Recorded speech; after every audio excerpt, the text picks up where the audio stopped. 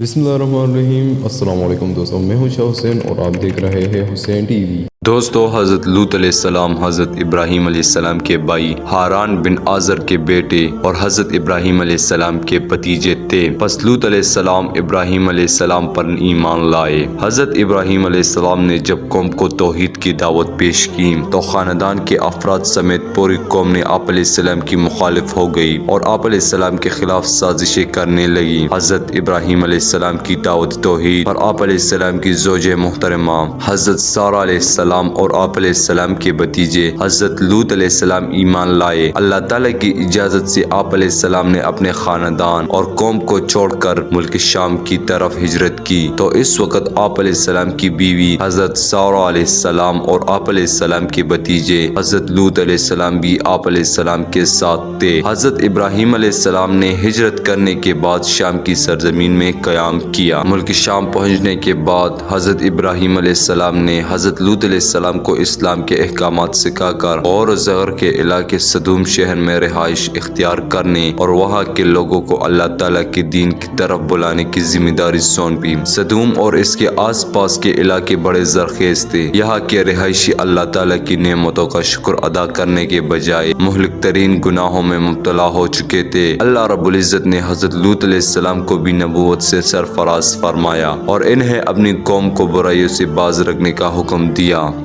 لوط علیہ السلام کو اللہ عز و جل شانہ نے صدوم، اموریہ اور آس پاس دیگر کی بستیوں کے لیے نبی بنا کر بھیجا۔ آپ علیہ السلام جب صدوم کے شہر پہنچے تو دیکھا کہ وہاں کے لوگ شرک اور آخرت کے انکار کے ساتھ ساتھ دیگر بہت سی برائیوں میں مبتلا تھے۔ وہ مسافروں سے لوٹ مار کرتے، راہ چلنے والوں پر پتھر مارتے اور آپس میں مینڈے اور مرغے لڑاتے تھے۔ لوگوں نے ان سے تنگ آ کر ان کی بستیوں کے پاس سے گزرنا چھوڑ دیا تھا۔ ان میں ایک بہت ہی قبیلہ برائی مردوں سے جنس تسکین پائی جاتی تھی۔ یہ ایک ایسی بے حیائی تھی جس کا ارتکاب اس قوم سے پہلے کسی نے نہیں کیا تھا۔ یہ قوم اپنی اس بد کرداری کو عیب سمجھنے کے بجائے فخر کے طور پر ذکر کرتی تھی۔ حضرت لوط علیہ السلام نے اپنی قوم کو بڑے نرم لہجے میں بے حیائی اور حرام کاموں کا ارتکاب پر گزشتہ اقوام کو ملنے والی سزائیں بتاتے ہوئے شرافت اور پاک دامن زندگی گزارنے کی تعلیم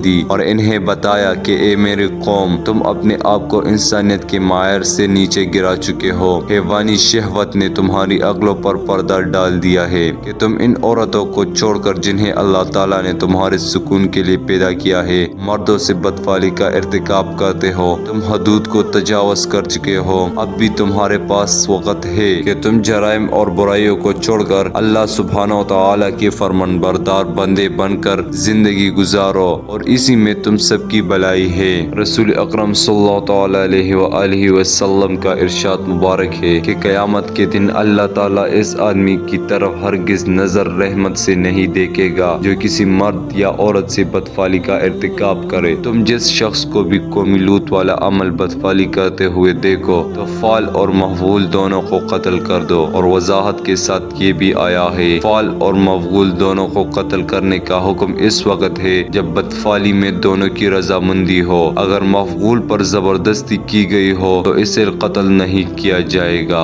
حضرت لوط علیہ السلام نے اپنی قوم کو خوب وعظ و نصیحت، عذاب الہی کا خوف دلایا، لیکن انہوں نے وعظ و نصیحت کو قبول کرنے کے بجائے حضرت لوط علیہ السلام کو جھٹلا دیا اور کہا کہ آپ پاک دامن رہنا چاہتے ہیں تو ہمارے علاقے سے نکل جائیں۔ جس عذاب سے آپ ہمیں ڈرا رہے ہیں وہ بھی لے آئے، ہم پھر بھی اپنی اس حرکت سے باز نہیں آئیں گے۔ حضرت لوط علیہ السلام نے اپنی قوم کو بڑے نرم لہجے میں وعظ و نصیحت کی، لیکن چند لوگوں کے علاوہ کسی پر بھی اس کا اثر نہ ہوا اور قوم نے آپ علیہ السلام کو مختلف تکالیف پہنچانے کے ساتھ ساتھ عذاب کا مطالبہ کر دیا۔ آپ علیہ السلام نے اللہ تعالیٰ کے حضور دعا مانگی، اے میرے رب، ان فسادی لوگوں کے مقابلہ میں میری مدد فرما دے، اور اے میرے پروردگار، جو یہ کام کر رہے ہیں اس معاشرہ سے مجھے اور میرے اہل و عیال کو نجات دے۔ جب حضرت لوط علیہ السلام نے اللہ تعالیٰ سے قوم کے خلاف مدد طلب کی تو اللہ تعالیٰ نے قوم لوط کو ہلاک کرنے کے لیے فرشتے بھیجے اور انہیں یہ بھی حکم دیا کہ وہ قوم لوط کو ہلاک کرنے سے پہلے حضرت ابراہیم علیہ السلام کو ان کے بیٹے اسحاق علیہ السلام اور پوتے یعقوب علیہ السلام کی خوشخبری بھی دے۔ چنانچہ اللہ تعالیٰ کے فرشتے پہلے حضرت ابراہیم علیہ السلام کے پاس آئے اور انہیں اپنے بیٹے اور پوتے کی خوشخبری سنائی۔ پھر حضرت ابراہیم علیہ السلام کو یہ بھی بتایا کہ ہمیں قوم لوط کو ہلاک کرنے کے لیے بھیجا گیا ہے۔ حضرت ابراہیم علیہ السلام نے جب فرشتوں کی زبان قوم لوط کو ہلاک کرنے کی سنی تو ہمدردی کا اظہار کرتے ہوئے قوم لوط کی جانب سے دفاع کے طور پر کہنے لگے کہ تم اس قوم کو کیسے ہلاک کرنے جا رہے ہو جس میں اللہ تعالیٰ کے برگزیدہ نبی حضرت لوط علیہ السلام بھی موجود ہے۔ فرشتوں نے عرض کیا کہ ہم یہ سب جانتے ہیں، ہمیں حکم دیا گیا ہے کہ ہم پوری قوم کو ہلاک کر دے سوائے حضرت لوط علیہ السلام اور ان کے خاندان کے، البتہ حضرت لوط علیہ السلام کی بیوی بھی غضب الہی کا شکار ہوگی۔ حضرت ابراہیم علیہ السلام کو بیٹے اور پوتے کی خوشخبری دینے کے بعد وہ فرشتے حضرت لوط علیہ السلام کے پاس نہایت حسین و جمیل نوجوان لڑکوں کی صورت میں مہمان بن کر صدوم پہنچے۔ جب حضرت لوط علیہ السلام ان خوبصورت مہمانوں کو دیکھ کر گھبرا گئے اور اس بات سے ڈرے کہ ان کی بدبخت قوم ان مہمانوں کے ساتھ کہیں برا سلوک نہ کرے۔ حضرت لوط علیہ السلام ابھی اسی فکر میں تھے کہ قوم کے لوگوں کو آپ علیہ السلام کے پاس آنے والے مہمانوں کے بارے میں معلوم ہو گیا اور انہوں نے آ کر حضرت لوط علیہ السلام سے یہ مطالبہ کیا کہ انہیں ہمارے حوالے کرو تاکہ ہم ان سے اپنی جنس خواہش پوری کریں۔ آپ علیہ السلام بہت غمگین ہو گئے۔ حضرت لوط علیہ السلام کی پریشانی کو دیکھ کر فرشتوں نے کہا، آپ ہماری ظاہری صورتوں کو دیکھ کر گھبرائے نہیں، ہم انسان نہیں بلکہ اللہ سبحانہ و تعالیٰ کے بھیجے ہوئے فرشتے ہیں جو آپ علیہ السلام کی دعا کے نتیجے میں آپ علیہ السلام کی قوم کو ہلاک کرنے کے لیے آئے ہیں۔ تب آپ علیہ السلام کو اطمینان ہو گیا۔ حدیث رسول اکرم صلی اللہ تعالیٰ علیہ وآلہ وسلم میں آیا ہے، اللہ تعالیٰ نے لوط علیہ السلام پر رحمت نازل فرمائی کیونکہ وہ ایک مضبوط سہارا اللہ تعالیٰ کی پناہ لیتے، یعنی ابراہیم علیہ السلام نے انہیں صدوم شہر کی طرف اکیلے ہی بھیجا تھا۔ ان کا وہاں کوئی کنبہ قبیلہ اور خاندان نہیں تھا اور بیوی بھی کافرہ تھی۔ عذاب الہی کی آمد سے پہلے ہی حضرت لوط علیہ السلام اپنے خاندان اور مؤمنین کو لے کر رات ہی رات میں صدوم سے ہجرت کر گئے۔ آپ علیہ السلام کی بیوی نے آپ علیہ السلام کے ساتھ چلنے سے انکار کر دیا۔ آخرکار جب رات کا آخری حصہ آیا، اللہ تعالیٰ نے آپ علیہ السلام سے کہے ہوئے وعدے کا مطابق ایک زوردار چیخ بھیجی جس نے قوم لوط کے دل ہلا کر رکھ دیے۔ فرشتوں نے انہیں زمین سے اٹھا کر آسمان کی طرف بلند کیا اور پلٹا کر دوبارہ زمین کی طرف پھینک دیا، پھر ان پر نشان زدہ مخصوص پتھروں کی بارش برسائی جس سے وہ تباہ و برباد ہو گئے۔ اس واقعہ کو اللہ رب العزت نے بعد میں آنے والوں کے لیے عبرت بنا دیا۔ قوم لوط کو ہلاک کرنے کے بعد اللہ تعالیٰ نے ان بستیوں کی جگہ ایک بدبودار جھیل بحرمیت کے نام سے بنا دی جس کے پانی اور ارد گرد کی زمین سے کوئی فائدہ نہیں اٹھایا جا سکتا۔ یہ اللہ تعالیٰ کی طرف سے اس کی عظمت، قدرت اور اس کی پکڑ کی ایک نشانی ہے۔ سمجھدار لوگ قوم لوط کے انجام سے سبق حاصل کرتے ہوئے ان برائیوں اور ہم جنس پرستی وغیرہ سے بچتے ہیں جو ان کے اندر موجود تھی، جبکہ بے سمجھ لوگ ان جرائم کا ارتکاب کر کے اپنے آپ کو عذاب الہی کا مستحق بنا لیتے ہیں جن کی وجہ سے قوم لوط ہلاک ہوئی۔ اللہ سبحانہ و تعالی ہم سب کو ان جرائم سے بچنے کی توفیق عطا فرمائے جو قوم لوط کی ہلاکت کا سبب بنے اور ہمیشہ ہم پر اپنی رحمت کا نزول فرمائے تاکہ ہماری دنیا کی زندگی بھی خوشحال میں گزارے اور آخرت میں بھی جنت الفردوس کا داخلہ نصیب ہو۔ اللہ تعالیٰ کی رحمت کے حصول کے لیے یہ دعا پڑھیے، اے اللہ میں آپ کی رحمت کا طلبگار ہوں، مجھے ایک لمحہ کے لیے بھی میرے نفس کے حوالے نہ کرنا اور میرے تمام معاملات درست فرما دیجیے، آپ کے علاوہ کوئی معبود برحق نہیں۔